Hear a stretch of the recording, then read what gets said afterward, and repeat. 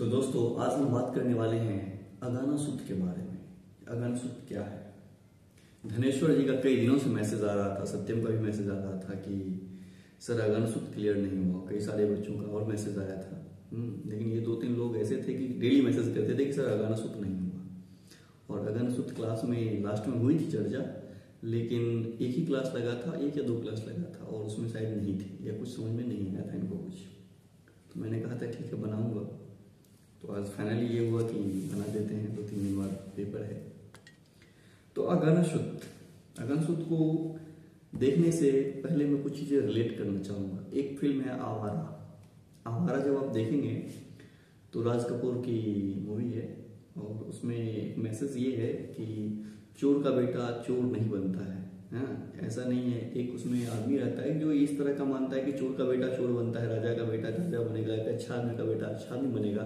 तो उस चीज को क्रिटिक करने के लिए मूवी बनी थी आवारा। अगाना सुद में भी हमको आवारा दिखता है।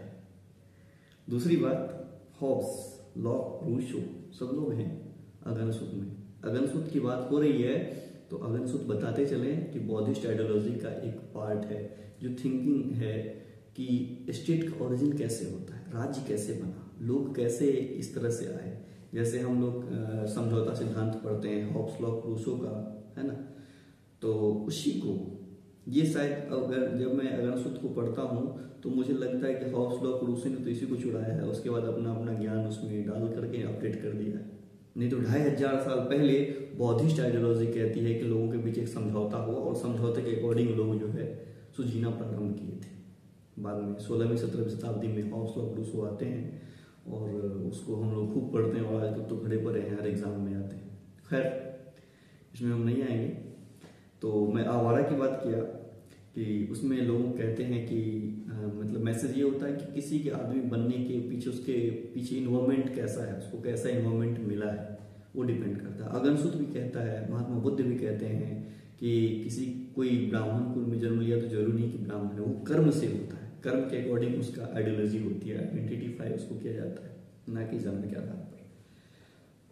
हॉब्स कहते थे कि दुनिया ऐसे लोगों से बनी। पहले क्या था कि लोग धूर्त थे, चालाक थे, चतुर थे, स्वार्थी थे। तो अगाना सुद में भी जिक्र मिलता है। रूसो कहता था कि जब पहली बार जिसने जमीन को ऑक्यूपाई किया था, पहला अपना खेत बनाया और कहा कि यह मेरा खेत है, उसी दिन राज्य का निर्माण का फॉर्मेशन शुरू हो गया था। लॉक पीस की बात करता है। ये तीनों चीज आपको मिलेगी अगाना सुद में। शुरू करते हैं। सबसे पहले बता दें कि आज से 2500 साल पहले की बात है। 6 शताब्दी पूर्व, ईसा पूर्व, बौद्ध बुद्ध का जन्म हुआ था 576 ईसा पूर्व, मुझे याद नहीं है, कुछ ऐसा ही था, नेपाल के लुम्बिनी में। और बिहार के अभी के जो बिहार है उसमें साकीगण की कबीला, साकीगण से संबंधित था उनका, मतलब उनके पिता शायद साकीगण के मुखिया थे। उस समय बहुत सारे धर्म का, जिनको हम आज धर्म मानते हैं या पंथ मानते हैं, उनका अता पता नहीं था। ऐसे कह लें कि सनातन था और मुझे दूसरा कोई समझ में नहीं आ रहा है कि दूसरी भी कोई आइडियोलॉजी थी, कोई इस तरह की आइडियोलॉजी। मैं किसी रिलीजन का क्रिटिक नहीं कर रहा हूँ, बस एक बता रहा हूँ, चर्चा हो रही है क्योंकि इंडियन पॉलिटिकल थॉट में से बहुत सारे लोग आए कि अपनी अपनी थिंकिंग लेके गए और आज पॉलिटिकल साइंस के बच्चे उनको पढ़ते हैं कि हाँ इन्होंने क्या कहा, इन्होंने क्या कहा। आज मैंने मदनी का वो भाषण सुन रहा था तो उसमें वो कह रहे हैं कि अल्लाह और ओम एक ही है, हम लोग एक ही ओरिजिन के हैं। तो अच्छी बात है, हम तो बुरा नहीं माने। तो इसमें बुरा नहीं मानना है, बस एक सिंपल सा कंसेप्ट है ये कि स्टेट का ओरिजिन कैसे होता है। आप इस्लामिक आइडियोलॉजी में आप पढ़ेंगे बर्नी को तो एक अलग उनका कंसेप्ट है। आप हिंदू आइडियोलॉजी में मनु को पढ़ेंगे, कौटिल्य को पढ़ेंगे, एक अलग आइडियोलॉजी है। ऐसे ही कबीर को पढ़ेंगे, एक अलग आइडियोलॉजी है। बेसिक है कि इंडियन पॉलिटिकल थॉट में जो हम थिंकर को पढ़ते हैं, ऐसे थिंकर को जो किसी कंसेप्ट की बात करता है, ओरिजिन की बात करता है, हाँ, तो हम कई सारी चीजें इतनी डाइवर्सिटी है, उन सबको एक नज़र से देखते हैं कि हाँ इसने क्या कहा, इसने क्या कहा। तब हम हो सकता है कि माने कि हाँ ये सही है, ये गलत है, या फिर हम एक ओवरऑल मिला के तैयार करें कि हाँ ये हो सकता है। तो उसी के लिए इंडियन पॉलिटिकल थॉट में इतने सारे थिंकर्स को पढ़ने को मिलते हैं, मनु, कौटिल्य, हाँ, फिर इस्लामिक आइडियोलॉजी में बर्नी को, जियाउद्दीन बर्नी और 1-2 लोग हैं। ऐसे ही बौद्धिस्ट आइडियोलॉजी में अगाना सुद पढ़ते हैं। सिख का आइडियोलॉजी अलग है ना। ऐसे बहुत सारे आइडियोलॉजी हैं, बहुत सारे लोग धर्मपंथ हैं। तो खैर उसमें नहीं उड़ना है, बस हम ये बता रहे हैं कि 2500 साल पहले बहुत सारे धर्म और पंथ का कोई अता पता नहीं था। उस समय में बौद्धिस्ट आइडियोलॉजी आती है और वो ये कहती है कि राज्य का इस तरह से ऑरिजिन होता है। एक बड़ी बात है, इससे पहले मनु और कौटिल्य ने अपना विचार, मनु ने अपना विचार दिया था, कौटिल्य ने नहीं। मनु ने कहा था कि मतलब धर्म ईश्वर देवी सिद्धांत की बात करते हैं, डिवाइन थ्योरी की, कि राज्य की रचना जो है ईश्वर के अधीन हुई है, ईश्वर ने राज्य को बनाया है। तो इसमें आते हैं अगनसुत में। तो हाउस भी नहीं था, वॉक भी नहीं था, ऐसे समय में एक स्टेप की थ्योरी की बात करना एक निश्चित रूप से मुझे जब मैं पढ़ता हूँ तो मुझे लगता है कि वाकई ये एक अलग रचना है बुद्ध की और बड़ी बात है कि राज्य अस्तित्व में कैसे आया। बौद्ध धर्म को समझना हो तो त्रिपिटक को समझना होगा।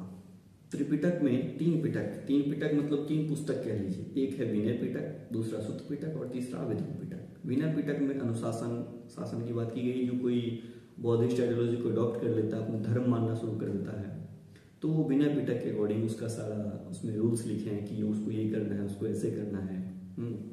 जैसे मुस्लिमों को 5 टाइम नमाज पढ़ना है, हिंदुओं को डेली पूजा पाठ करना, अगरबत्ती दिखाना, वैसे ही विनय पिटक में बौद्धिस्ट आइडियोलॉजी को मानने वाले लोगों के लिए उसमें नियम वगैरह लिखे हुए हैं। दूसरा अभिधम्म पिटक में दर्शन की बात की गई, फिलोसॉफी की, बौद्धिस्ट आइडियोलॉजी से रिलेटेड एजुकेशन की बात की गई है कि कैसा होगा एजुकेशन, फिलोसफी क्या है। और तीसरा सुत्त पिटक जिसमें ज्ञान की बात कही। ज्ञान मतलब डिफरेंट कि कैसे, जैसे हम अभी पढ़ने जा रहे हैं ना, ये सुत्त पिटक का पार्ट है। सुत्त पिटक में 5 पिटक है ना, उसमें एक दीर्घ निकाय सबसे पहला है।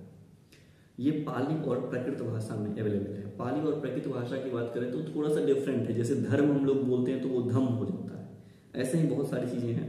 तो खैर सुत्त पिटक में 5 निकाय है ना, पहला निकाय दीर्घ निकाय। अब कहेंगे सर अगनसुत का क्या मतलब है? तो अगन मतलब होता है उत्पत्ति और सूत्र मतलब होता है संवाद या फॉर्मूला कह लें।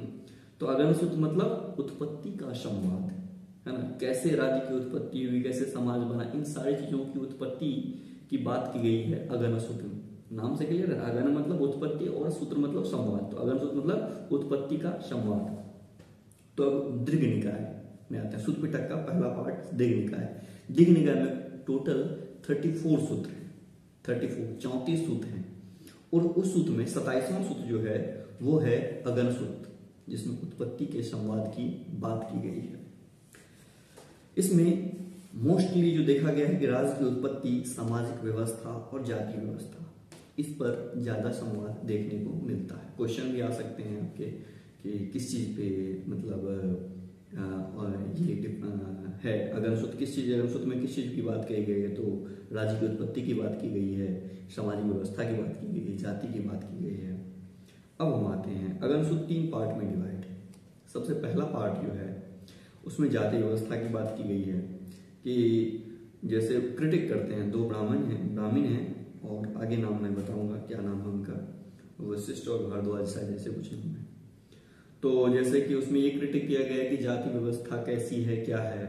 तो उसमें कहते हैं कि जैसे ब्राह्मण, हिंदू आइडियोलॉजी में ये कहा जाता है कि ब्राह्मण का जो जन्म हुआ है ना वो ब्रह्मा के मुख से हुआ है। तो यहाँ पे उसका क्रिटिक है, इन्होंने कहा है कि अगर ब्राह्मण की जो महिलाएं हैं वो भी प्रेगनेंसी के दौर से गुजरती है, मतलब ब्राह्मण भी माँ के गर्भ से ही जन्म लेता है, ऐसा कुछ नहीं कि वो मुख से जन्म लेता है। तो माँ के गर्भ से अगर ब्राह्मण जन्म लेता है तो दूसरी जाति भी माँ के गर्भ से ही जन्म लेते हैं, तो ऐसा कुछ नहीं है, सब फालतू की बातें हैं। क्रिटिक है, उन्होंने पहले पार्ट में इन चीजों को लिया है कि आदमी का जो भाग वो है ना वो कर्म से जाना जाता है। ये जाति ये सब लोगों के बनाए ढोंग है। अब अभी हम गीता को यहाँ नहीं लाएंगे। गीता में कहा गया कि 4 पार्ट में डिवीजन है, भगवान कृष्ण करते हैं उसका डिवीजन, तो खैर उसमें नहीं आएंगे हम, अभी बस बताते जा रहे हैं कि इसमें क्या क्या चीजें हैं। तो आदमी की पहचान कर्म से। दूसरी बात अष्टांगिक मार्ग की बात की गई। अष्टांगिक मार्ग 8 मार्ग बुद्ध कहते हैं, सम्यक भोजन, समय पर भोजन करना चाहिए, समय का पालन करना चाहिए, ऐसे बहुत सारे 8 पार्ट हैं। या अगर वो कोई फुलफिल करेगा, और मध्यम मार्ग के सपोर्टर है बुद्ध धर्म, मतलब मध्यम मार्ग को फॉलो करने के लिए कहते हैं। तो कहते हैं कि जो 8 मार्ग का फॉलो करेगा वो निर्वाण को प्राप्त हो जाएगा। निर्वाण मतलब मुक्त हो जाएगा। मुक्त मतलब हिंदू धर्म के ऐसे देखेंगे, व्यू से देखेंगे तो आपको मोक्ष प्राप्त हो जाएगी। तो बौद्धिस्ट आइडियोलॉजी कहते हैं। भाग दूसरा जो है उसमें ये है कि धरती पर जीवन कैसे आया, लोग कैसे बने, हम कैसे बने, आप कैसे बने, हम सब कैसे बने। तो आया कि स्टार्टिंग में कुछ नहीं था, जब कुछ नहीं था तो पानी जैसा कुछ पदार्थ था, है ना, उसमें कुछ प्रतिक्रिया हुई, है ना, कुछ प्रतिक्रिया होने के बाद उस पानी के ऊपर एक लेयर बनता है, जैसे दूध के ऊपर छाली का। फिर उसमें एक कोई उसी में कोई जीव पैदा होते हैं और फिर वो जीव उसी को खाना शुरू कर देता है। मतलब एक आपको लगेगा कि यार मैं क्या सुन रहा हूँ, हाँ कुछ ऐसा ही है, मुझे भी जब मैं कलेक्ट पढ़ रहा था तो मुझे लगा यार ये क्या कॉन्सेप्ट है, तो खैर सुन लेते हैं। तो एक लेयर जैसा बना, फिर कुछ जीव उसी में जन्म लिया और फिर उसको खाने लगे। फिर पानी जैसे पदार्थ क्या हो गया, गडमड हो गया, फिर वो खाते गए मरते भी गए, फिर उससे क्या हुआ, गडमड एक बना। गडमड में चावल भी बना, कुछ जीव जो ऐसे थे जो उड़ गए बाहर निकल गए, है ना, कुछ जीव उसी में मर गए, तो कीचड़ जैसा बना, फिर उसमें चावल की उत्पत्ति हुई। धीरे धीरे ये प्रोसेस चल रहा था। ऐसे ही अचानक एकाएक सूर्य और चंद्रमा प्रकाश में आया, जैसे ज्योग्राफी का बिग बैंग थ्योरी है। तो बिग बैंग थ्योरी में ये है कि एकाएक एक विस्फोट होता है और सूर्य और चंद्रमा आते हैं। तो यहाँ आप रिलेट कर सकते हैं। देखिए बिग बैंग थ्योरी भी हाल फिलहाल आई है, मतलब 500 साल पहले आई है, ऐसा नहीं था कि मतलब बहुत पहले से बिग बैंग थ्योरी है। तो इन्होंने कहा कि एकाएक सूर्य और चंद्रमा फिर आते हैं और फिर वो जो जीव थे वो पौधा खाने लगे, पहले मशरूम खाए फिर पौधा खाने लगे, और इस तरह से प्रोसेस होता गया। और यहाँ से पुरुष और स्त्री में डिफरेंस होना शुरू हो गया। मतलब कुछ लोग पुरुष, मतलब कुछ ऐसे जीव थे जो पुरुष के रूप में पहचाने गए जाने लगे और कुछ स्त्री के रूप में।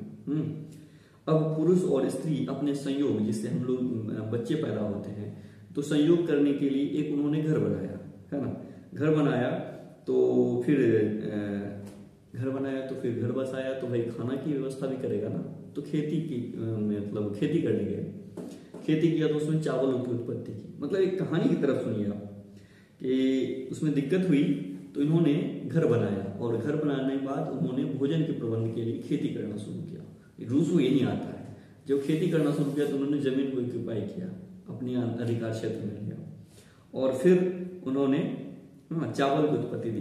चावल मतलब फिर से इनको मिलना शुरू हो गया, फिर इनका परिवार चला। मतलब इस तरह से एक परिवार का ओरिजिन होता है। इन्होंने देवीय सिद्धांत को क्रिटिक किया कि ऐसा नहीं था कि ब्रह्मा जी आए, उनके मुख से ये निकले और उनके पैर से ये निकले, उनके हाथ से ये निकले, ऐसा कुछ नहीं। उन्होंने कहा कि इस तरह से लोग आए, पहले लोग आए, अब उन्होंने चावल की उत्पत्ति की, मतलब चावल की खेती शुरू की। अब देखिए राज्य कैसे बना। अब यहाँ पे हॉब्स आएंगे। इन्होंने कहा कि चावल की जो खेती शुरू हुई ना, पार्ट 3 की बात मैं कर रहा हूँ, है ना। पार्ट 2 में धरती पर जीवन कैसे आया, पार्ट 3 में राज्य कैसे बना। तो इन्होंने कहा कि जब चावल की खेती शुरू हुई ना, तो लोगों ने क्या किया कि कुछ लोग ऐसे थे जो खेती करना में इंटरेस्ट नहीं रखते थे, वो सो जाते थे, लोगों का फसल काट लेते थे, चावल निकाल लेते थे, है ना, फसल काट के लेके चले जाते थे। तो मतलब एक दादागिरी टाइप का, जो कहते हैं मत्स्य न्याय, जो कौटिल्य हमको मत्स्य न्याय बताते हैं, वो यही कहता है कि वो पावरफुल थे, वो जाके काट लेते थे, निकल लेते थे, चले जाते थे, कुछ नहीं कर सकता था उसको। तो ऐसे टाइम में मतलब कुछ लोग ऐसे हुए जो धूर्त हुए, लालची हुए, है ना, जो लोग स्वार्थी हुए, है ना, जो अपने अकॉर्डिंग सब कुछ करते थे। थ्रेसिमाकस को पढ़ेंगे आप, प्लेटो का जो जस्टिस का थ्योरी है, तो उसको जो कट करता है तो वो भी कहता है शक्तिशाली का हित ही न्याय है, जस्टिस है। तो थ्रेसिमाकस यहाँ भी आता है। खैर, तो चावल की खेती हुई, भूमि का बंटवारा शुरू हुआ, रूसो आए, है ना, फिर चोर डाकू सब पैदा होने लगे। आ गए हॉब्स भाई हमारे कि देखिए इस तरह से लोग इस तरह की प्रवृत्ति के लोग हो गए थे, जो सामान्य आदमी थे उनको जीने नहीं दे रहे थे। तो फिर एक ऐसे लोगों के पास बहुत सारे लोग पहुंचे, है ना, कि जो समाज में बहुत सुंदर था, जो समाज को बहुत सुंदर था, बहुत विद्वान था, जानकारी थी उसके पास पहुंचे और उन्होंने कहा कि मैं आपको 1/6 जो हम उपजा करेंगे उसका 1/6 पार्ट जो है आपको देंगे, बदले में आप हमें इन सब चीजों से, अनियमितताओं से छुटकारा दिलाइए, आपका ये काम है। ये जो राजा थे इनको महासम्मत कहा गया, ये लोगों द्वारा चुने गए थे, है ना। इन्होंने 3 प्रकार के राजा की बात कही है, महासम्मत, खटिया और राजा। महासम्मत मतलब जो लोगों द्वारा चुने गए थे और जिनका काम था कि एडमिनिस्ट्रेशन का काम करना, बस ऐसा ही राज्य की उत्पत्ति हुई थी। हाँ, दूसरा था खटिया, जो चावल का भगवान कहा गया, और तीसरा राजा, जो लोगों का रंजन करे, तो वो हो गए राजा। अब देखिए नेक्स्ट है कि जाति कैसी बनी। तो कुछ लोग जंगल चले गए, जो मतलब चावल की खेती करते थे, तो कुछ लोग जंगल चले गए, वहां तपस्या करने लगे। तो ये लोग चावल की खेती से अपने को दूर रखते थे, तो ये लोग क्या हुए, तपस्या करने लगे और यही लोग बाद में ब्राह्मण बने। बस इस स्क्रिप्चर्स के अकॉर्डिंग मैं बोल रहा हूँ, मेरा कुछ भी इसमें नहीं है, इसलिए कोई अन्यथा ना माने, बुरा ना माने, बस इसके अकॉर्डिंग मैं बोल रहा हूँ। तो कुछ लोग जंगल चले गए, तपस्या करने लगे, है ना, और वहीं से अपना फुलफिल करता, बाहर से जंगल से आते शहर, और शहर में कुछ खरीदते और चले जाते, है ना, और उससे अपना जीवन यापन चलाते। जो कुछ लोग बचे शहर में, वो कुछ लोग व्यापार करने लगे तो वो वैश्य हो गए, जो शिकार करके अपना जीवन चलाते थे वो शूद्र हो गए। ऐसे ही कास्ट सिस्टम ओरिजिन होता है। जो जंगलों में तपस्या करते थे उनको जायका कहा जाता था, और जो बाहर रहते थे उसको अजायका कहा जाता था। अब आता है अगला क्वेश्चन कि राज्य क्यों? तो राज्य इसलिए कि एक नैतिक और धार्मिक संस्था। लोगों को मुक्ति कैसे मिलेगी, मोक्ष कैसे मिलेगी? मैंने 3 पार्ट बता दिए हैं, पीछे जाके देख सकते हैं कि सबसे पहला पार्ट था जिसमें कि कास्ट सिस्टम की बात की है। सेकेंड पार्ट में ओरिजिन ऑफ लाइफ, है ना, जीवन कैसे आता है, जीवन का उद्भव कैसे हुआ, और पार्ट थर्ड में कि ओरिजिन ऑफ स्टेट, राज्य कैसे बना, इस पे लिखा है। और नेक्स्ट हम आते हैं कि राज्य क्यों?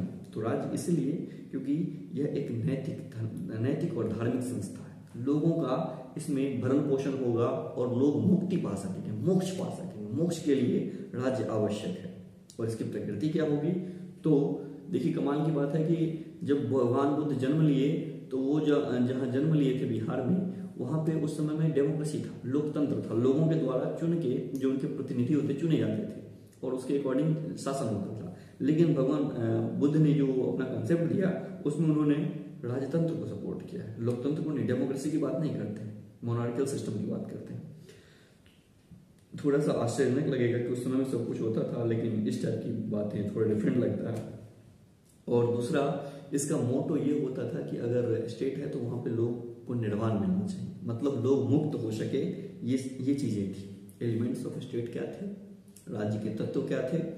तो राजा है, जैसे हमने मनु और कौटिल्य में पढ़ा है वैसे ही राजा है इसमें, है ना, जो बहुत दयालु है, बहुत विनम्र है, बहुत आदर करने वाला है, बहुत विद्वान है, मतलब कई सारी चीजें मिली हुई है राजा में। राजा कह लें कि एक तरह से देवता की तरह है ना। जैसे आप मनु को पढ़ेंगे तो वो 8 देवताओं के गुण कहते हैं कि मनु के उनका जो राजा है ना उसके अंदर 8 देवताओं के गुण होने चाहिए।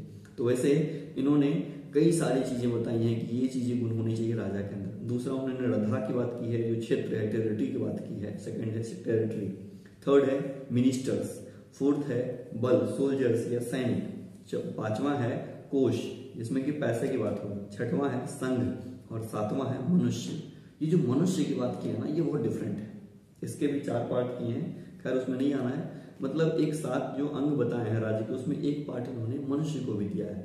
अगर आप वर्तमान में जो मॉडर्न पॉलिटिकल साइंस में बात की गई है कि 4 पार्ट हैं किसी भी स्टेट के लिए। पीपल, है ना, सॉवरेन होना चाहिए, है ना, एक एरिया होना चाहिए, टेरिटरी होना चाहिए, मतलब जनता, क्षेत्र, भूमि, है ना, और संप्रभुता। 4 चीजों की बात की गई है। तो उसमें एक चीज मनुष्य हमें यहाँ से मिलता है। पीपल की जो बात की गई है, लोग, तो यहाँ से मिलता है। बिना लोगों के राज्य का विकास, राज्य नहीं हो सकता है, और बिना संप्रभुता, है ना, तो ये दोनों के बिना राज्य नहीं हो सकता। खैर, हमें इनसे कोई मतलब नहीं, बस ये त्रिपिटक का मैसेज है। त्रिपिटक जो कह रहा है मैं उसके अकॉर्डिंग, त्रिपिटक में सुदपिटक में दृढ़निकाय जो कह रहा है मैं उसकी बात कर रहा हूँ। खैर, आगे चलते हैं। अन्य प्रमुख ग्रंथ भी हैं बौद्धिस्ट आइडियोलॉजी में, जो त्रिपिटक हैं, जातक हैं, बुद्ध चरितम हैं, दिव्यावदान है। ऐसे कई सारे पार्ट हैं जिससे आप बौद्ध धर्म के बहुत सारे मतलब उसमें जो विचार दिए गए हैं, बात कही गई है, आप उसको पढ़ सकते हैं। जैसे आप हिंदू आइडियोलॉजी को पढ़ने के लिए वेद पढ़ते हैं, है ना, आप गीता पढ़ेंगे, कुरान, इस्लाम को पढ़ने के लिए आप कुरान पढ़ेंगे, है ना, ऐसे ऐसे सबका बटा हुआ है। तो बौद्धिस्ट आइडियोलॉजी को पढ़ने के लिए, समझने के लिए आपको बुद्ध चरितम पढ़ना पड़ेगा, जातक पढ़ना पड़ेगा, है ना। निष्कर्ष की बात करेंगे तो इससे यही निष्कर्ष निकलता है कि कैसे बना राजा, जीवन कैसे आया, और अन्य धर्म से आप तुलना कैसे करेंगे। तो जीवन कैसे बना, क्या, राज्य, धरती, जाति। अगनुसूत्र में ये 3 पार्ट है। जीवन का लक्ष्य क्या है, निर्माण है, और कौन सा रूप होना चाहिए, तो मध्यम मार्ग है। और अन्य धर्म से आप तुलना कैसे करेंगे, तो इस्लामिक आइडियोलॉजी कहती है कि अल्लाह ने इस धरती को बनाया, है ना, एकाएक कोई चमत्कार सा हुआ, आदम आए, और उसके बाद बहुत सारी चीजें हैं, मुझे बहुत अच्छे से पता भी नहीं। और मनु को मैंने पढ़ा तो मनु ने क्या कहा कि राजा आए, और हिंदू आइडियोलॉजी की बात कर रहा हूँ। राजा मतलब ब्रह्मा ने अपने मुख से ब्राह्मणों को ऐसे मतलब कई सारे पार्ट मतलब 4 जातियां बनाई है ना, लोगों को बनाया। मतलब सबसे पहला मनुष्य जो था वो मनु था, उसके और मनु और शत्रुपा उसके ही हम संतान हैं। और उन्होंने इस तरह से पार्ट वाइज उन्होंने कई सारे ऋषि आए थे, क्या क्या सारी चीजें हुई थी। तो मतलब डिवाइन थ्योरी कहती है कि राज्य का निर्माण जो है भगवान ने किया, है ना। इस्लामिक आइडियोलॉजी कहती है कि उसमें भी भगवान क्या है, मतलब भगवान मतलब अल्लाह ने राज्य का निर्माण किया। वहीं पे ये जो बौद्धिस्ट आइडियोलॉजी है, आज से 2500 साल पहले ही इन्होंने कहा कि नहीं ऐसा कुछ नहीं है, ये एक डेवलपमेंटल अप्रोच था, एक थ्योरी थी और एक समझौता हुआ लोगों के बीच, उससे राज्य का निर्माण हुआ है। तो इससे आप ऐसे दूसरे धर्मों से इसको रिलेट कर सकते हैं। अगर क्वेश्चन आ गया कि अगाना सूत्र क्या है, इसकी क्या प्रासंगिकता है या बौद्ध विचार क्या है, तो आप इसको डिफाइन करेंगे कि क्या है। सबसे पहले इंट्रोडक्शन होता है कि अगाना सूत्र में है क्या, अगाना सूत्र क्यों पढ़ना, क्यों क्या है। सबसे पहले क्या है, तो भाई सिंपल सा आइडियोलॉजी है, एक विचारधारा है, जिसमें कि अगाना सूत्र में सुत्त पिटक में 34 पार्ट्स हैं, उसमें से 27वां पार्ट जो है सो अगन सूत्र है। अगन सूत्र का मीनिंग क्या है, ओरिजिनिटी की बात करता है, ये सब हो गया मेन। और सेकंड पार्ट आप जो बॉडी बनाएंगे उसमें आप ये देंगे कि राज्य की उत्पत्ति कैसे होती है, कास्ट सिस्टम। सबसे पहले पार्ट में था कास्ट की बात की गई थी, सेकंड पार्ट में था कि जीवन, धरती पर जीवन कैसे आया, तीसरा पार्ट था कि राज्य कैसे बना, है ना, इसको आप बताएंगे। फिर जो है सो आप इसकी इंपोर्टेंस को बताएंगे क्लास में कि क्या इंपोर्टेंस है इसका, बस सिंपल। उसके बाद आप कंक्लूजन देंगे। यहाँ पे एलिमेंट्स ऑफ स्टेट लिख दिए तो बहुत अच्छी बात, नहीं लिखे तो भी कोई बात नहीं है। एक बौद्धिस्ट आइडियोलॉजी को आपको डिफाइन करना है। क्वेश्चन जो बन के आता है, अगर ऑब्जेक्टिव क्वेश्चन करेंगे यूजीसी नेट और इस सब में या अदर एग्जामिनेशन में, तो उसमें ये आएगा क्वेश्चन कि जैसे 34 पार्ट 34 निकाय हैं दीर्घ निकाय में, उसमें क्यों है 25वां 26वां 27वां 27वां है। तो आपको ये क्वेश्चन आ सकता है। दूसरा क्वेश्चन ये आ सकता है कि इसमें किस चीज की बात की गई, तो राज्य की उत्पत्ति, सामाजिक व्यवस्था, जाति, इन तीनों चीजों की बात की गई है। तो ये सब क्वेश्चन शॉर्ट क्वेश्चन आ सकते हैं। तो इस पार्ट में इतना ही।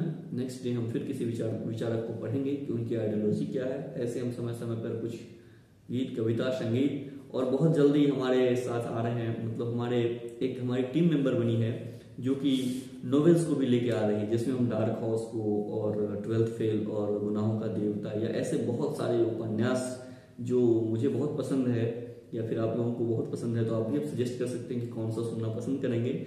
हम कोशिश करेंगे कि वो बहुत जल्द इस महीने के लास्ट तक या कुछ समय बाद हम धीरे धीरे इन नॉवेल्स को अपलोड करना शुरू करेंगे। तो चलिए फिर मिलते हैं चलते चलते, बाय।